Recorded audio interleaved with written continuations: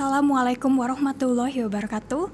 Selamat siang, kembali lagi dengan podcast Bincang Hukum di TVRI Sumatera Selatan.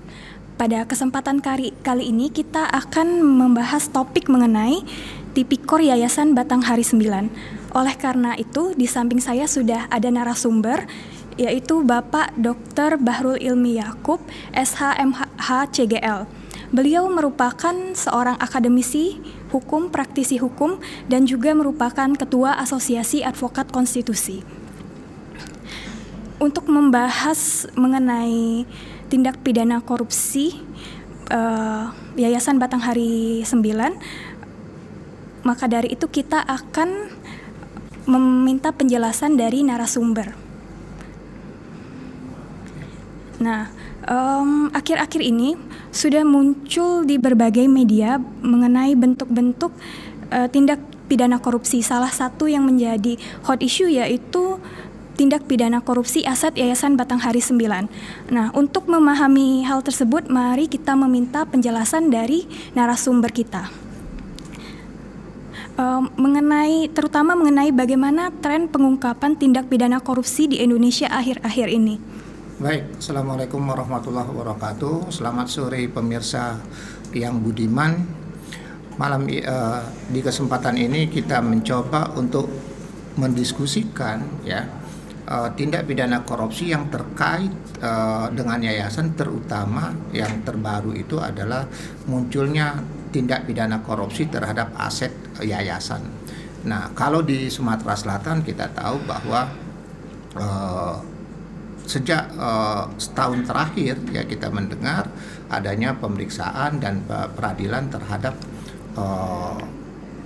korupsi aset Yayasan Batanghari 9. Nah, kalau ditanya tentang tren pengungkapan tindak pidana korupsi, secara kita bisa bicara pertama pada level nasional. Pada level nasional kita melihat bahwa ada eagerness dari pemerintah untuk mengungkapkan tindak pidana korupsi pada berbagai level. Nah, pada berbagai level itu baik di pemerintahan, di BUMN, di perusahaan-perusahaan yang terkait dengan organ pemerintah atau penyelenggara negara. Nah, kita apresiasi eagerness pemerintah tersebut karena ini merupakan salah satu upaya dari pemerintah, terutama rezim Pak Prabowo Subianto saat ini yang baru melewati 100 hari kerja itu yang pertama. Yang kedua, kita melihat atau saya melihat bahwa saat ini ketiga lembaga penegak hukum dalam tahap awal, yaitu KPK, Kejaksaan Agung, Kapolri dan jajarannya sudah on the track sudah bekerja keras untuk mengungkapkan berbagai tindak pidana korupsi yang terjadi, yang kadang-kadang kita memang melihat itu sebagai upaya yang sungguh-sungguh, walaupun di dalam kasus-kasus tertentu kita melihat ada pengungkapan tersebut agak melenceng. Oke. Yang ketiga sering sekali pengungkapan tindak pidana korupsi ini dikait-kaitkan dengan isu politik. Jadi ada polisi tertentu dijadikan tersangka, kemudian dimunculkan propaganda bahwa hal tersebut merupakan atau pengungkapan atau penyidikan perkara tindak pidana korupsi tersebut bernuansa politik.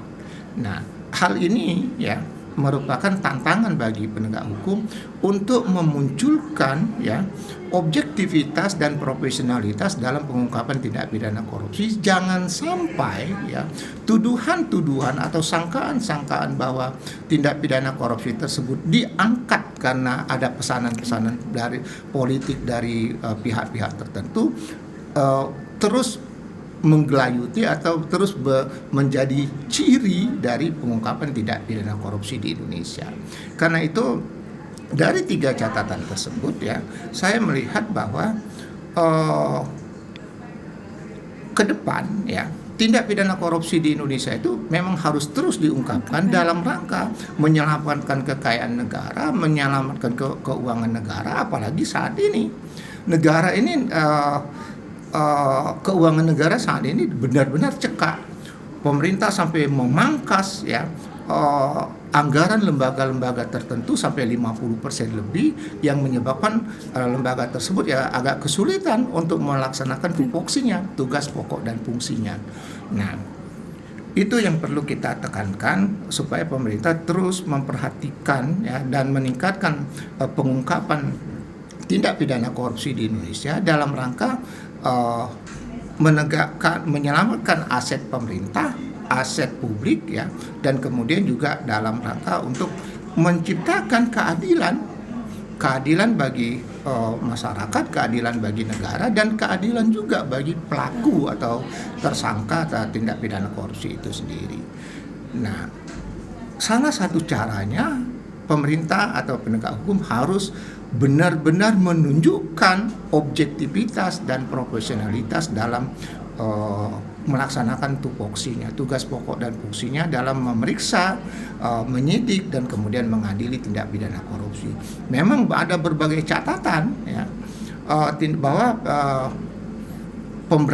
pengungkapan dan pemberantasan tindak pidana korupsi di Indonesia ini dalam kasus-kasus tertentu masih banyak yang melenceng dari tujuan maupun dari pengaturan hukum yang sesungguhnya. Saya pikir itu catatan-catatan saya yang dapat saya sampaikan dalam konteks tren pengungkapan tindak pidana korupsi di Indonesia akhir-akhir ini.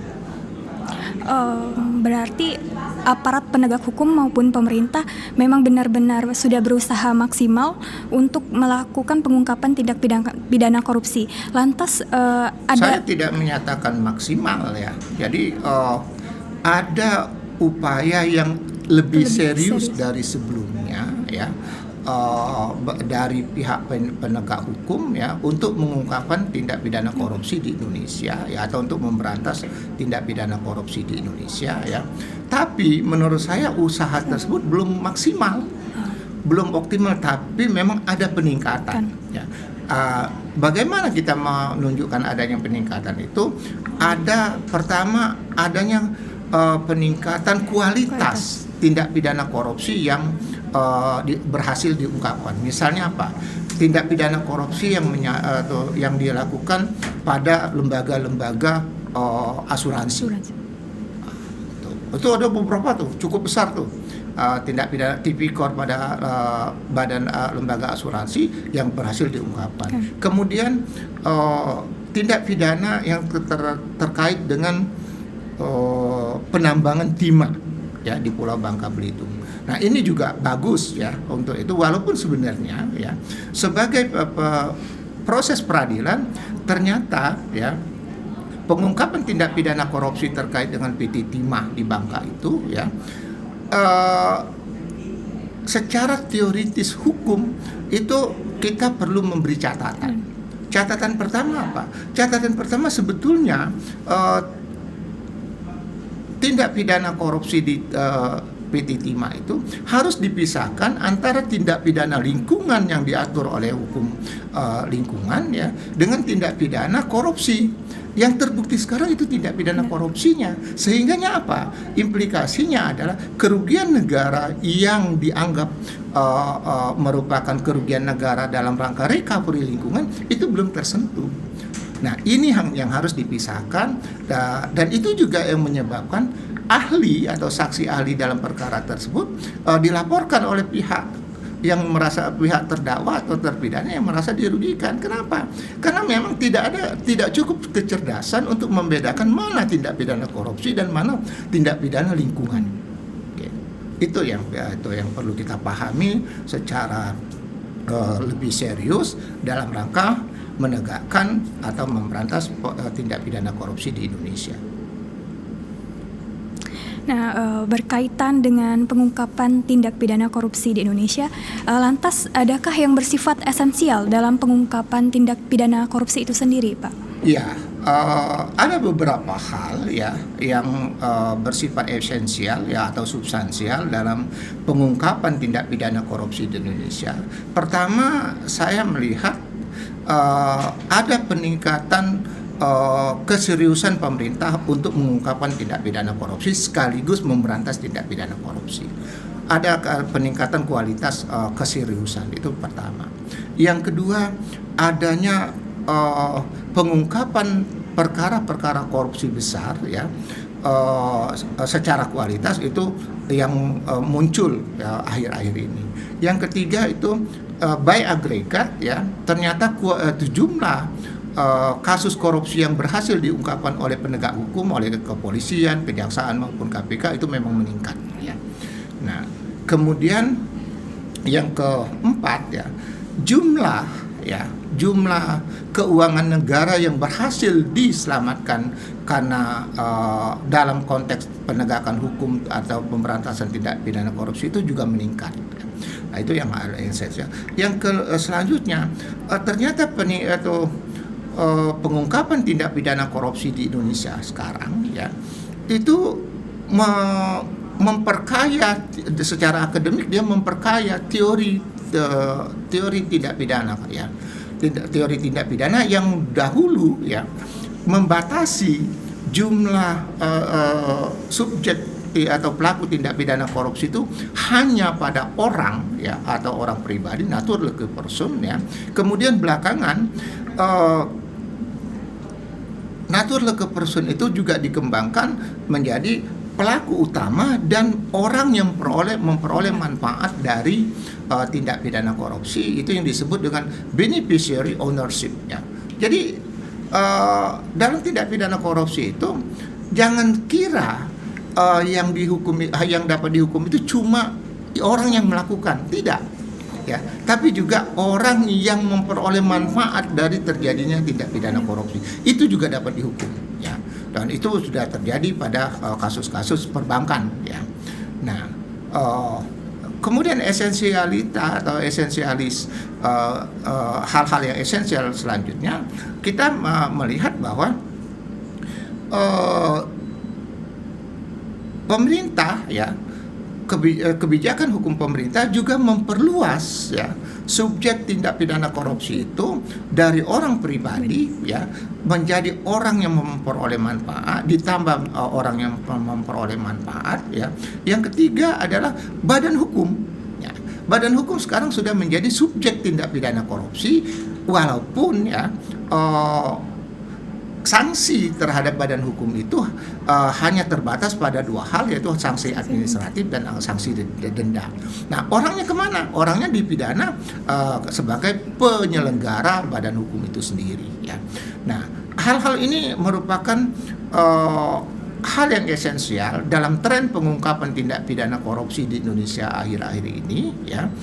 Dan itu sangat memperkaya teori-teori pemidanaan di Indonesia. Saya pikir itu yang hal yang esensial. Berarti memang akhir-akhir ini tren tindak pidana korupsi meningkat seiring dengan keseriusan dari pemerintah untuk memberantas tindak pidana korupsi itu sendiri, Pak. Ya, jadi lebih tepat ya, tren pengungkapan tindak pidana korupsi yang meningkat sehingganya jumlah tindak pidana korupsi yang berhasil diungkapkan itu makin meningkat secara kuantitas maupun kualitas. Yang kedua juga dia memperluas subjek tindak pidana korupsi. Itu ya yang penting ya. Lantas bagaimana perkembangan penindakan tindak pidana korupsi belakangan ini, Pak? Ya, yang saya lihat ya, penerapan hukum ya pada kasus-kasus tindak pidana korupsi akhir-akhir ini dia agak normatif ya. Saya melihatnya agak normatif ya. Kenapa? Karena dia hanya bertumpu pada rumusan delik yang ada pada Undang-Undang Tipikor, Undang-Undang 3199 yang diubah dengan 2001 ya. Kemudian ya ini yang kita atau agak keliru ya, atau masyarakat agak keliru, selalu bertumpu pada beratnya hukuman penjara ini perlu diluruskan sebetulnya, ya.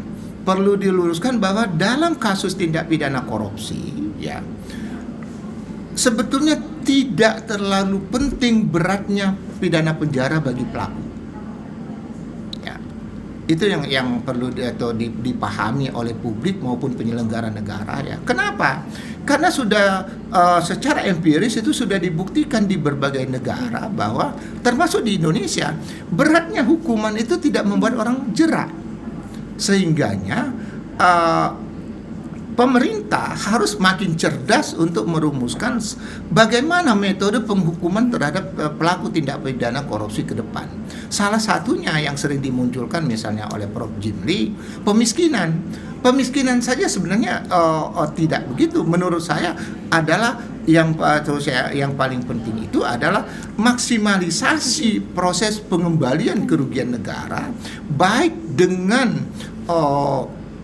menerapkan denda atau uang pengganti, denda, uang pengganti, dan yang paling penting tidak tertutup atau pemerintah mulai berpikir seharusnya pemidanaan untuk mengembalikan kerugian negara itu tidak hanya terbatas pada aset pelaku tindak pidana korupsi yang ada saat ini, tapi juga yang akan datang. Jadi jangan salah satu pintu atau salah satu opsinya adalah bisa membebankan penggantian kerugian negara itu baik kepada pelaku maupun keluarganya. Itu yang harus dipikirkan, ya. Kenapa? Karena ternyata, ya, pelaku-pelaku tindak pidana korupsi itu dia pintar menyembunyikan harta hasil korupsi. Ya, dia memang tidak terlalu banyak aset yang dia dimiliki, tapi dia titipkan kepada anaknya, dia titipkan kepada istrinya, dia titipkan kepada orang perusahaan lain. Kemudian setelah dia tidak ada, itu kembali kepada keluarganya. Itu juga kalau bisa dibuktikan, itu bisa dijadikan sebagai objek recovery dari kerugian negara. Ya. Saya juga membaca akhir-akhir ini ada korupsi terhadap harta yayasan. Bagaimana menurut Bapak? Ya, ini sesuatu hal yang baru. Tadi sebagaimana saya sudah jelaskan, ya. Pengungkapan tindak pidana korupsi di Indonesia sekarang ini memang dia memperkaya teori, ya. Dia juga memperluas subjek tindak pidana korupsi. Tadi subjek sudah saya jelaskan, ya. Kemudian dia memperkaya teori, ya. Selama ini, ya, belum ada sejak Indonesia berdiri tahun 1945 sampai sekitar tahun 2022, ya. Itu belum ada, ya, tindak pidana korupsi terhadap harta kekayaan atau aset yayasan. Kenapa? Karena orang menganggap, ya, aset yayasan itu adalah aset pribadi, ya. Nah, orang tidak memahami secara baik atau secara persis menurut konstruksi hukum bahwa yayasan itu sebetulnya dia adalah lembaga publik, sehingga asetnya, ya, atau harta kekayaannya merupakan harta kekayaan publik, ya. Nah, ini yang kemudian kita hargai secara baik, ya. Pihak Kejaksaan Tinggi Sumatera Selatan, ya, menemukan hukum atau res perfinding, ya, bahwa terhadap aset yayasan itu ternyata dapat diterapkan tindak pidana korupsi. Jadi orang yang melakukan penggelapan atau penjualan terhadap harta kekayaan yayasan, kalau dulu cuma diterapkan KUHP, ya, tindak pidana umum, penggelapan, ya, atau penggelapan dalam jabatan. Ternyata novelty atau jurisprudensi dalam penegakan hukum tindak pidana korupsi, ya, kejahatan terhadap harta kekayaan yayasan itu dapat diterapkan delik korupsi. Artinya orang yang melakukan penggelapan terhadap aset yayasan itu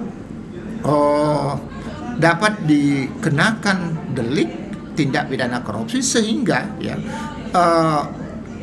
ancaman hukuman bagi pelaku itu bisa lebih berat, dan ada kemungkinan juga recovery, ya, aset yayasan itu secara lebih terjamin. Berbeda dengan kalau dia penggelapan ya, atau pencurian. Nah, jadi hal yang baru yang terjadi dan itu dipelopori oleh Kejaksaan Tinggi Sumatera Selatan bahwa kejahatan atau penggelapan terhadap aset yayasan itu merupakan tindak pidana korupsi. Ya alhamdulillah pengadilan telah memutuskan sependapat bahwa memang kejahatan terhadap aset yayasan atau harta kekayaan itu merupakan atau tindak pidana korupsi dan terhadap pelaku-pelakunya telah dijatuhkan hukuman pidana maupun denda maupun uang pengganti ya. Dan itu walaupun sampai saat ini perkaranya dalam proses upaya hukum. Apakah ada penjelasan teoritis sehingga muncul tindak pidana korupsi terhadap harta kekayaan yayasan itu, Pak? Iya, tadi saya sudah jelaskan bahwa ada teori-teori baru ya yang muncul atau yang dapat dikonstruksi dari adanya putusan pengadilan ya yang telah menjatuhkan atau telah sependapat dengan jaksa bahwa penggelapan atau penjualan terhadap harta kekayaan yayasan itu merupakan tindak pidana korupsi. Teorinya apa? Teorinya adalah munculnya teori korupsi terhadap aset publik. Ya. Nah, teori atau korupsi terhadap aset publik ini apa? Artinya semua kejahatan terhadap aset publik, apakah dia perusakan, ini nanti dapat dikembangkan ya. Apakah dia perusakan, penggelapan, apalagi dia pengambil alihan secara tidak sah terhadap harta kekayaan yayasan, itu merupakan tindak pidana korupsi. Nah, kalau sekarang pada kasus Yayasan Batanghari 9 itu baru pengambil alihan aset yayasan secara tidak sah, dia korupsi. Nah, ini kemudian dapat dikembangkan ya atau yang disebut dengan rumpun ya, rumpun teori korupsi terhadap aset publik. Artinya nanti ya perusakan terhadap aset publik, misalnya jalan ya atau fasilitas umum lainnya ya, itu nanti bisa diterapkan sebagai dijadikan delik tidak pidana korupsi. Jadi jangan coba-coba nanti orang merusak fasilitas umum yang sekarang banyak terjadi. Sekarang kan orang banyak sekali tuh dengan sengaja ada jalan yang nggak rusak dirusakin. Ya, untuk apa? Untuk memperoleh pungutan liar pada titik-titik tertentu. Ada yang merusak misalnya tiang listrik ya. Itu kan fasilitas umum ya, aset publik ya. Itu nanti dapat dijadikan sebagai tindak pidana korupsi terhadap aset publik. Ini konstruksi teori yang dapat diambil dari kasus tindak pidana korupsi terhadap harta kekayaan Yayasan Batanghari 9. Berbicara mengenai apa yang Bapak sampaikan tadi, yaitu delik tindak pidana korupsi terhadap aset publik, lantas Pak, bagaimana untuk korupsi terhadap dana CSR Bank Indonesia? Apakah itu sama seperti korupsi terhadap yayasan? Ya, sebentar kita sambil minum dulu biar agak anteng.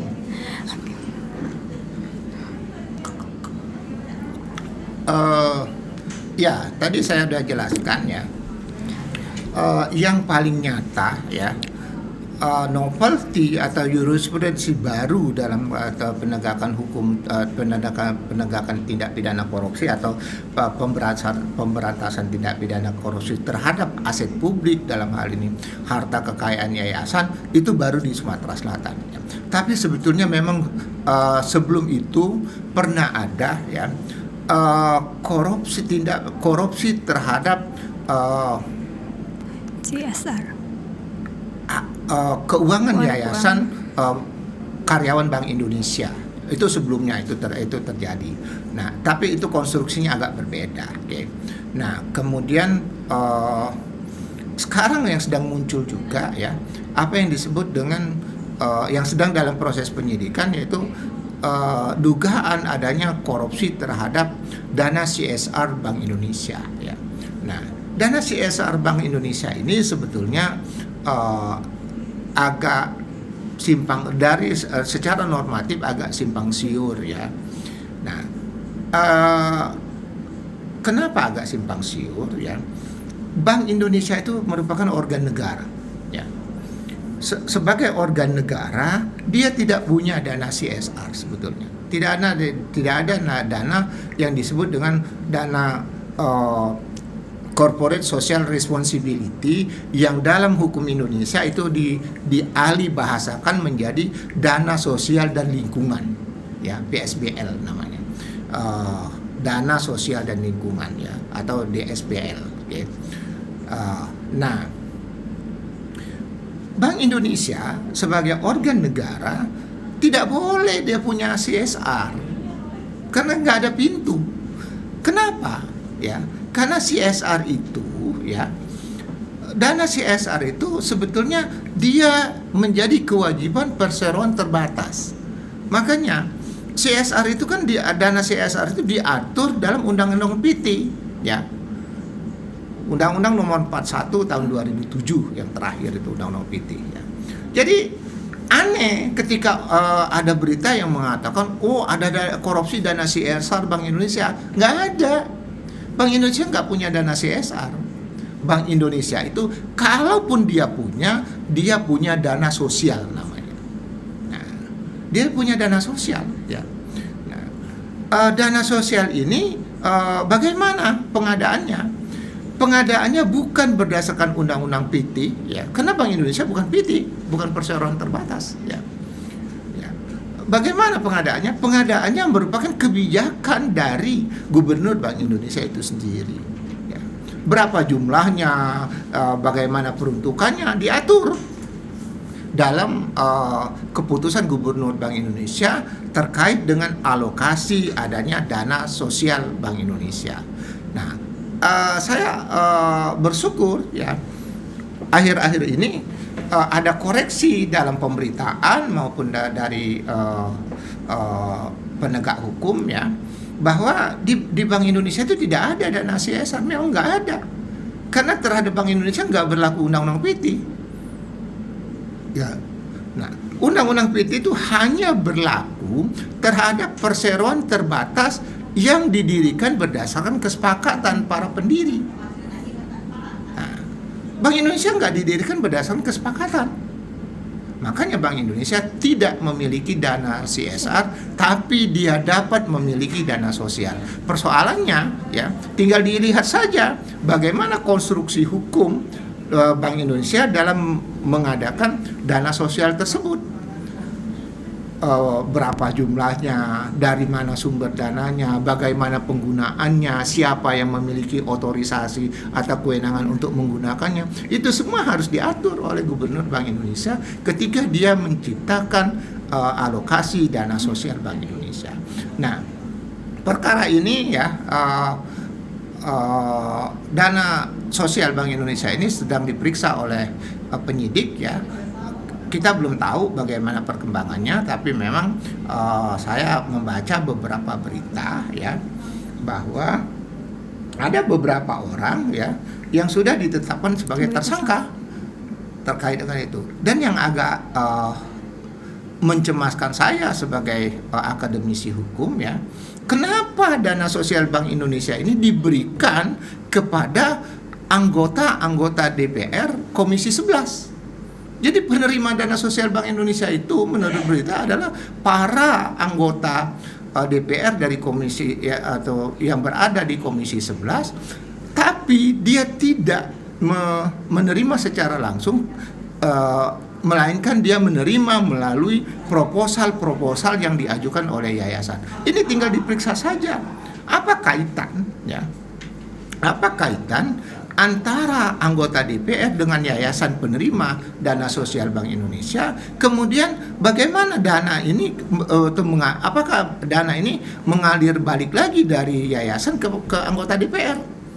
Nah, kalau ini terjadi, dia dapat saja bergeser ya, bukan korupsi terhadap dana sosial Bank Indonesia, tapi dia korupsi terhadap harta kekayaan yayasan-yayasan tertentu yang dijadikan sebagai perusahaan cangkang ya atau special purpose vehicle ya dalam melakukan korupsi terhadap dana sosial Bank Indonesia melalui yayasan-yayasan tertentu.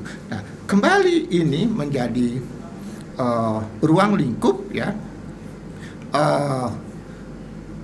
keterlibatan yayasan dalam pusaran korupsi di Indonesia ya, baik dia sebagai korban maupun sebagai pelaku ya. Dapat saja di ini misalnya kalau misalnya itu korupsinya itu alokasi dana itu didesain oleh pengurus yayasan secara sah dalam konteks penyelenggaraan yayasan, dia yayasan dapat saja menjadi pelaku korupsi dalam terkait dengan dana sosial Bank Indonesia. Tapi kita belum tahu sejauh ini masih dalam proses penyidikan ya. Nah, tapi kembali kita melihat bahwa yayasan sekarang ya dapat saja menjadi pelaku tindak pidana korupsi maupun dia korban tindak pidana korupsi. Artinya keterlibatan yayasan dalam tindak pidana korupsi di Indonesia makin hari makin menguat. Itu yang dapat saya jelaskan.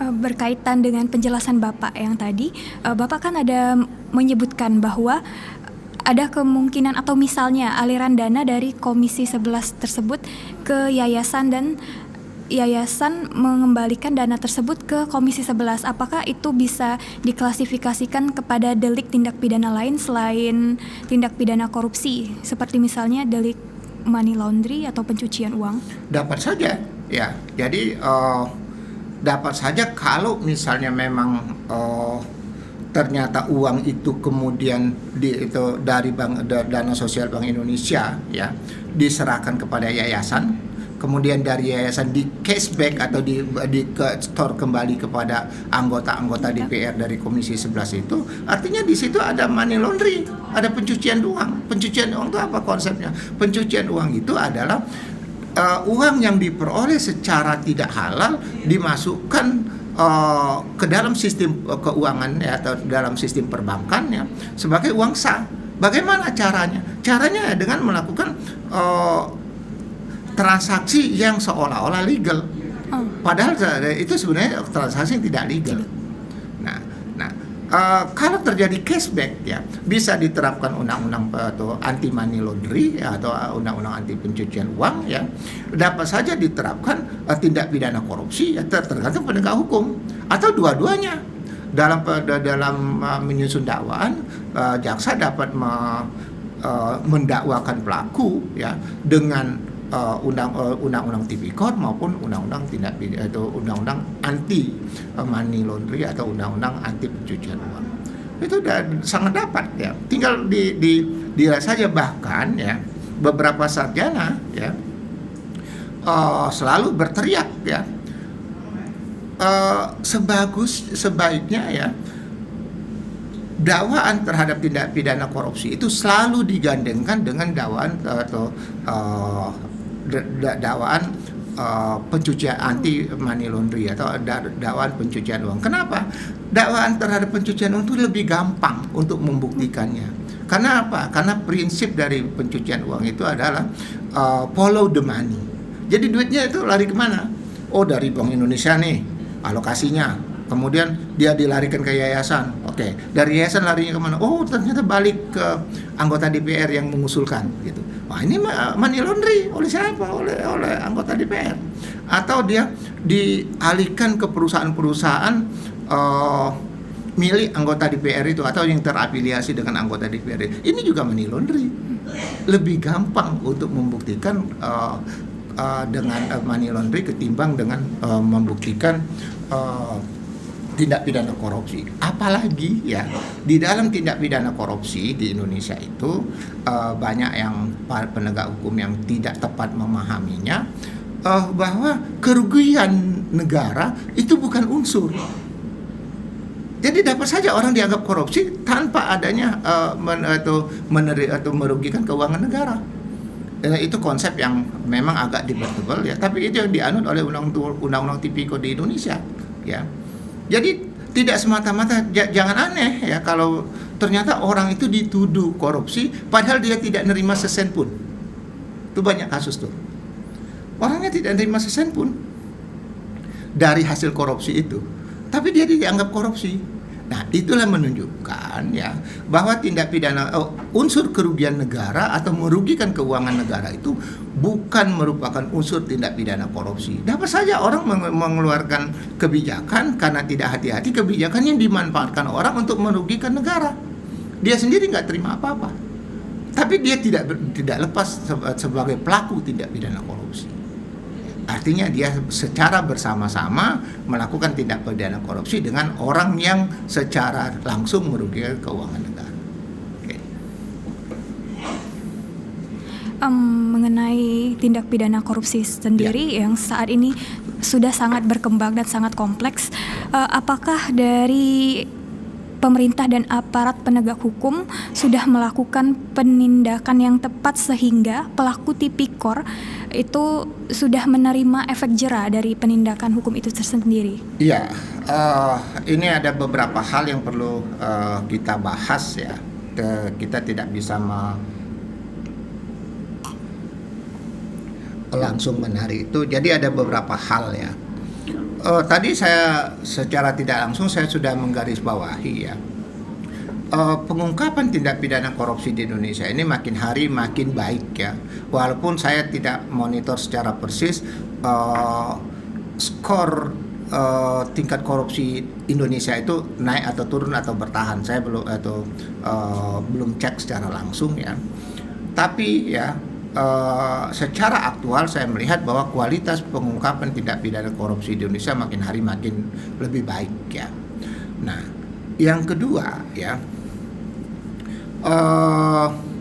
tindak pidana korupsi di Indonesia ini makin kompleks. Itu yang perlu dipahami. Di mana atau tingkat kompleksitasnya? Tadi saya sudah katakan kompleksitasnya itu bertambahnya subjek yang dapat dituduh sebagai pelaku tindak pidana korupsi, dari orang menjadi orang penerima manfaat ya atau beneficiary ownership ya, kemudian atau ditambah juga badan hukum juga dapat menjadi pelaku tindak pidana korupsi. Okay. Nah, itu kemudian untuk menegakkan hukum dalam tindak pidana korupsi ya, atau untuk memberantas korupsi di Indonesia, pemerintah ya melalui Undang-Undang 3199 yang diubah dengan 2001 ya, itu sudah menambah jenis sanksi terhadap pelaku ya. Kalau dulu kalau bukan tindak pidana korupsi atau sanksinya itu pidana pokok, pidana tambahan ya. Nah, pidana pokok itu apa? Atau pidana badan ya. Pidana badan itu apa? Apa saja? Pidana mati ya, pidana seumur hidup, pidana penjara waktu tertentu dari 1 hari sampai 20 tahun kan begitu. Nah, kemudian itu kemudian kalau dia tindak pidana umum ada yang disebut dengan denda kan begitu. Nah, ini konstruksi sanksi pidana terhadap tindak pidana umum. Nah, pada tindak pidana korupsi ya, dia ditambah dengan sanksi lain, yaitu yang disebut dengan uang pengganti ya. Uang pengganti ini apa? Uang pengganti selain denda ya. Makanya kalau kita baca putusan-putusan perkara korupsi itu ya, si pelaku tindak pidana korupsi itu biasanya pertama dihukum badannya dulu. Itu pidana pokok ya. Kemudian ada dendanya. Oke. Kemudian tapi dendanya dibatasi jumlah ini. Maksimalnya dibatasi, oke.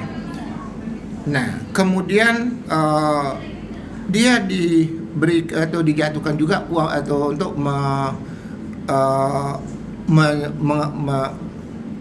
dijatuhkan sanksi uang pengganti. Artinya dia harus mengganti kerugian negara yang terjadi pada tindak pidana korupsi yang dia lakukan itu sebesar yang dia nikmati. Nah, ini jadi masalah ya.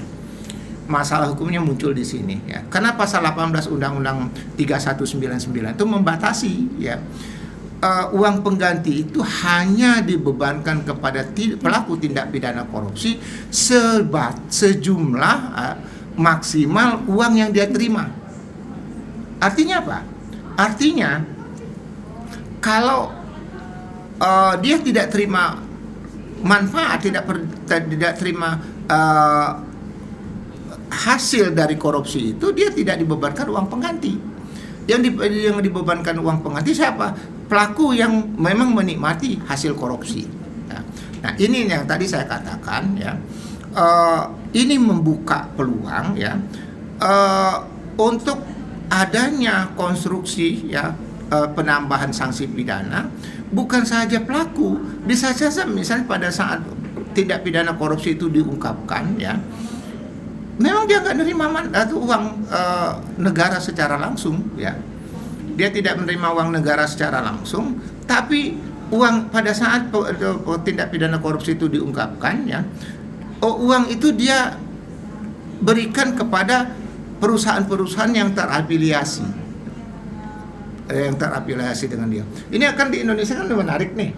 Ada pejabat ya yang sehari-hari berpenampilan miskin ya, padahal sebenarnya senyatanya dia sangat kaya.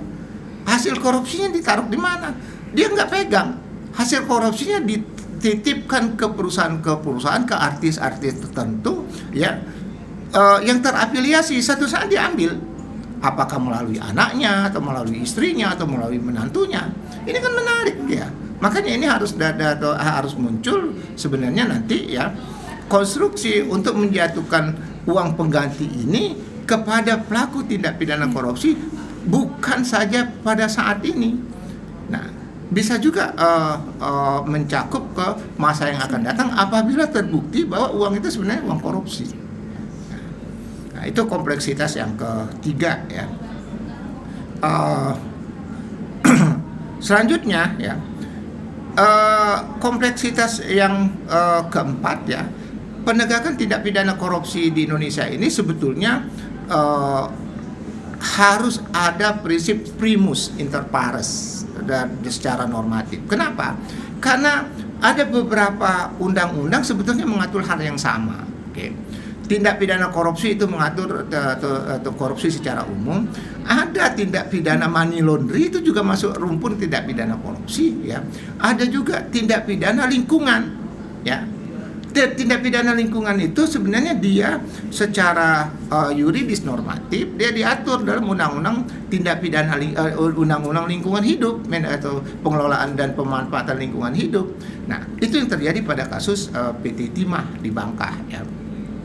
Jadi ada kerugian negara yang digembar-gemborkan sebagai kerugian negara sebesar 271 triliun itu, tapi itu sebenarnya bukan kerugian negara aktual. Tapi itu adalah perhitungan ahli yang untuk merecovery atau memperbaiki lingkungan tersebut menjadi normal kembali, diperlukan dana sebesar 271 triliun. Jadi itu bukan kerugian negara yang aktual, tapi kerugian atau biaya yang diperlukan untuk merecovery kerusakan lingkungan. Makanya Presiden dalam kasus ini Presiden agak dapat informasi yang tidak tepat dari para pembantunya. Presiden jadi kaget kan, kok orang nggak ada orang korupsi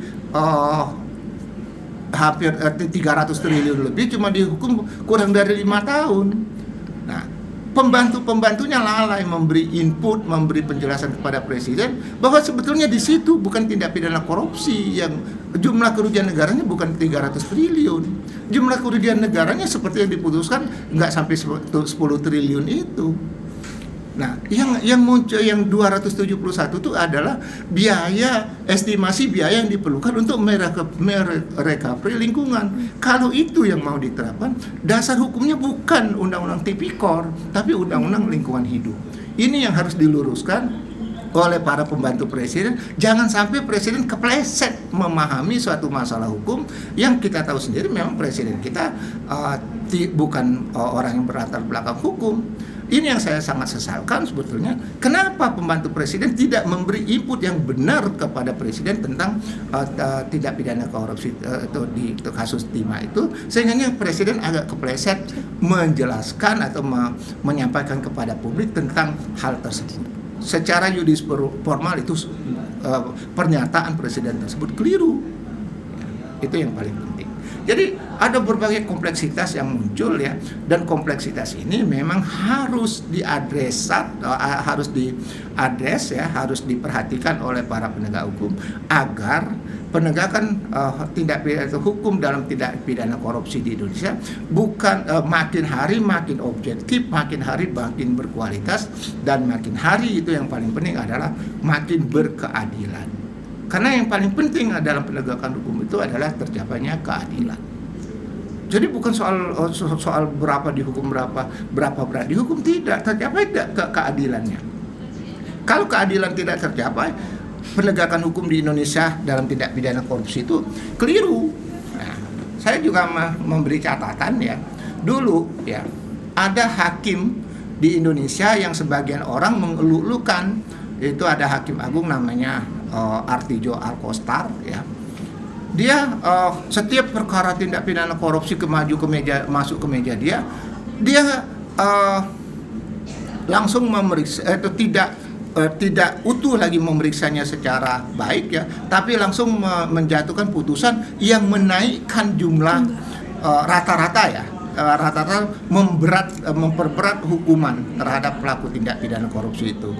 Nah, itu yang saya sependapat dalam kasus ini, saya sependapat dengan Yusril ya.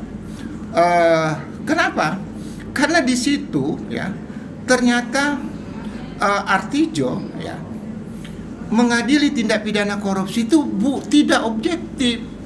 Dia tidak menggunakan kisi-kisi hukum, tidak menggunakan penalaran hukum, tapi dia menggunakan emosi. Apa emosinya? Dia benci terhadap pelaku tindak pidana korupsi. Hakim ya, siapapun yang menjadi hakim di Indonesia ini tidak boleh mengadili suatu perkara karena benci. Itu yang dilakukan Artijo dan saya kritik itu. Ya, walaupun saya tahu ada juga putusan-putusan Artijo yang membebaskan pelaku tindak pidana korupsi.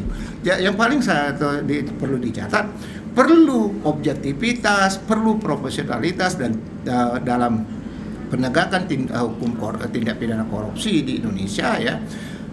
Jangan sampai ada peradilan terhadap pelaku tindak pidana korupsi berdasarkan rasa benci atau berdasarkan kebencian.